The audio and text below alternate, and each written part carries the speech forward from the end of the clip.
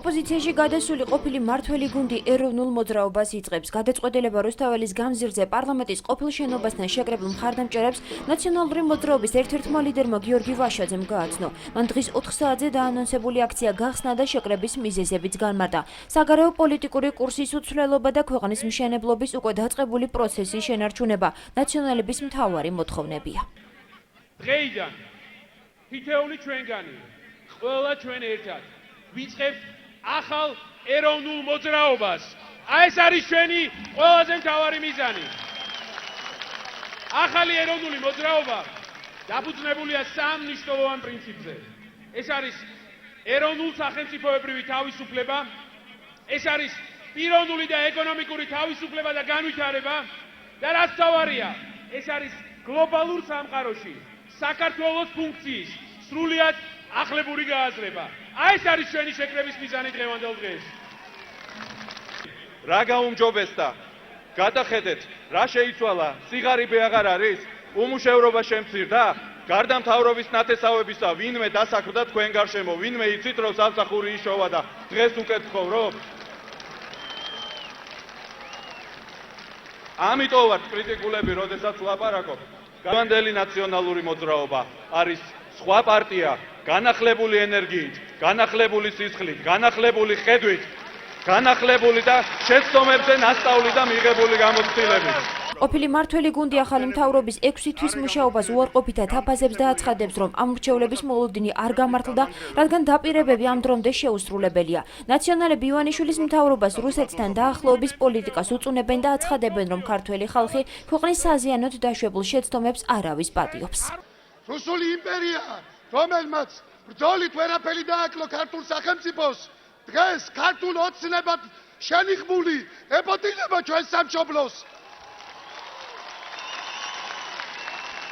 სწორედ ამიტომ დღეს ფრონტის ხაზი არ გადის ქართულ ყაზარმებზე, დღეს ფრონტის ხაზი არ გადის ადმინისტრაციულ თუ სახელმწიფო საზღვრებზე, დღეს ფრონტის ხაზი გადის აი აქ და თქვენ ხართ საქართველოს მომავლის ჯარისკაცები. ჩვენ არა ვართ ხალხი სახელმწიფოს გარეშე, ჩვენ ვართ ხალხი, რომელიც ქმნით სახელმწიფოს და გვაქვს შექმნილი სახელმწიფო. ეს არის სახელმწიფოსათვის ბრძოლა და ეს არის კითხვის ნიშნის დღეს. ჩვენ არ უნდა დავრჩეთ და ვერ დავრჩები რუსეთის გავლენის სფეროში. ეს არის შეცდომა, ეს შეუძლებელია.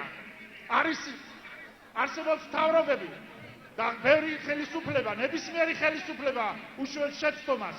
არის შეცდომები, რომელიც ეპატიება ხელისუფლებას და არის შეცდომები, რომელიც პატიება შეუძლებელია. რუსთაველზე შეკრებისთვის მხარდამჭერებს მადლობა გადაუხადა დედაქალაქის მერმა. გიგი უგულავამ მათი ხელისუფლებაში მოსვლამდე პერიოდი გაიხსენა და განაცხადა, რომ პროგრესი ყველასთვის თვალსაჩინოა. ამიტომ მისი თქმით, არავის აქვს უკან დახევის და მომავალზე უარის თქმის უფლება. დედაქალაქის მერმა ივანიშვილის მთავრობა დღეს პოლიტიკური ოპონენტების სამსახურიდან გათავისუფლებასა და მათ წინააღმდეგ სამართლებრივი დევნის დაწყებაშიც დაადანაშაულა. მაგრამ 7 თვე საკმარისია იმისათვის, რომ დავასხვნათ, რომ წინ არ მივდივართ.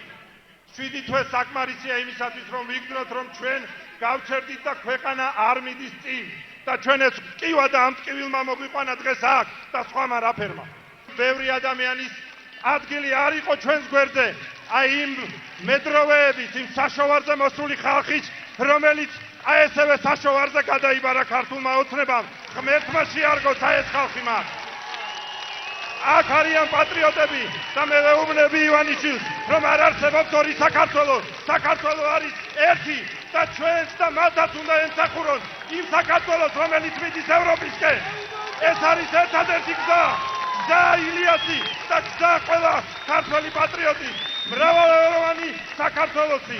და ამიტომ მე მინდა გითხრათ, მეგობრებო, გამარჯვება შენ საქართველო! გამარჯვება შენ საქართველო! აქციაზე შეკრებილი ხალხი შეძახილებით შეხვდა ყოფილ შინაგან საქმეთა მინისტრ ვანო მეირაბიშვილს. ძალოვანი უწყების ყოფილმა ხელმძღვანელმა, რომელსაც მთავრობის მეთაურის პოსტიც ეკავა, განაცხადა, რომ იმ შემთხვევაში თუ ქართული ოცნება დანაპირებს ვერ შეასრულებს, საქართველოში სამუშაო ადგილების შექმნაზე ზრუნვას ხელისუფლებაში დაბრუნების შემთხვევაში ნაციონალური მოძრაობა უზრუნველყოფს. დღეიდან მე გასძლევთ გარანტიას, რომ ნაციონალური მოძრაობა და ჩვენი პარტია მისი მთავარი ამოცანა იქნება ყველა საქართველოს მოქალაქეს შეუნარჩუნოს სამსახური და მომავალში გააკეთოს ყველაფერი. აიძულოს დღევანდელი ხელისუფლება, რომ საქართველოს შექმნას სამუშაო ადგილები. და თუ ეს ამას არ გააკეთებს, მაშინ ჩვენ შევსვლით ამ ხელისუფლებას და ჩვენ მოვალთ ხელისუფლებაში და ჩვენი მთავარი ამოცანა გახდება, რომ საქართველოში არ იყოს არც ერთი ადამიანი უმუშევარი. გამოსვლის შემდეგ ვანო მერაბიშვილმა აქცია დატოვა, მას არ განუმარტავს, რატომ არ დარჩა რუსთაველის გამზირზე შეკრების დასრულებამდე და რატომ არ მოისმინა პარტიის ლიდერის საქართველოს პრეზიდენტის სიტყვით გამოსვლა, რომელმაც ტრიბუნას სწორედ მერაბიშვილის შემდეგ დაიკავა. მხოლოდ ერთი კითხვა, ბატონო, პრეზიდენტის გამოსვლას აქედან რატო ადევნებთ თვალყურს და რატო ჩამოხვედით წელი? იქ სცენაზე კარგად არის მის და აქედან ის. კარგით რა, გითხარით რა. მიხეილ სააკაშვილმა აქციაზე შეკრებილი ხალხის რაოდენობა აღნიშნა და მხარდამჭერებს ერთად დგომისთვის მადლობა გადაუხადა.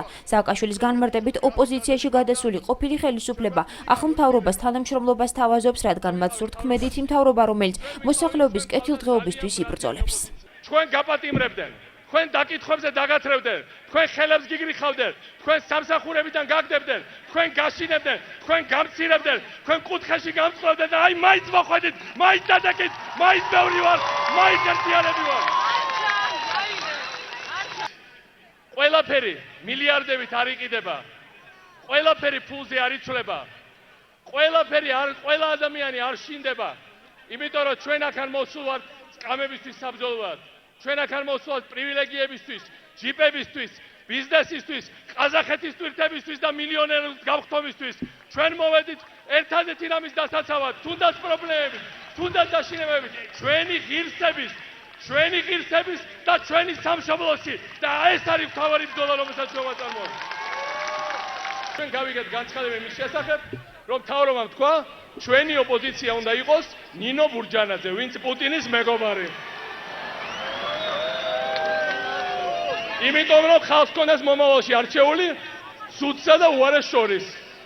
ან კრემლის მეგობარი ბურჯანაძე, ან კრემლის ნახევრად მეგობარი მთავრობა. მე მინდა ყველას უთხრა, ამ არჩევანს გააკეთებს არა ბურჯანაძესა და მოღალატეებსა ნახევრად მოღალატეებს შორის. არამედ საქართველოს პატრიოტებსა და კიდევ უფრო მეტ პატრიოტებს შორის. თუ ჩვენ დავდგებით ღირსებაზე, ჩვენ გავანთავისუფლებთ ქვეყანას. ეს უნდა კარგად გვახსოვდეს. ჩვენ არავის წრები არა ვართ, მით უმეტეს ერთმანეთის. მით უმეტეს იმისა, ვისაც საქართველოს კარგი რამ უნდა. არ არსებობს პარტიული საზღვრები. მე მიხარია, რომ საქართველოში არის ქმედითი ოპოზიცია, მაგრამ მე როგორც პრეზიდენტს, ამ ქვეყნის პატრიოტს, ისევე როგორც თითოეულ თქვენგანს, მათ შორის პარტიის წევრებს, უნდათ რომ საქართველოში იყოს ქმედითი მთავრობა. საქართველოს პრეზიდენტის სიტყვით გამოსვლის შემდეგ აქცია დაიშალა. მიხეილ სააკაშვილმა რუსთაველის გამზირი ჰიმნის ფონზე დატოვა. ნაციონალური მოძრაობის წევრებმა კი მხარდამჭერებს ძალისა და ერთობის დემონსტრირებისთვის მადლობა გადაუხადეს და უკეთესი მომავლის პირობა მისცეს.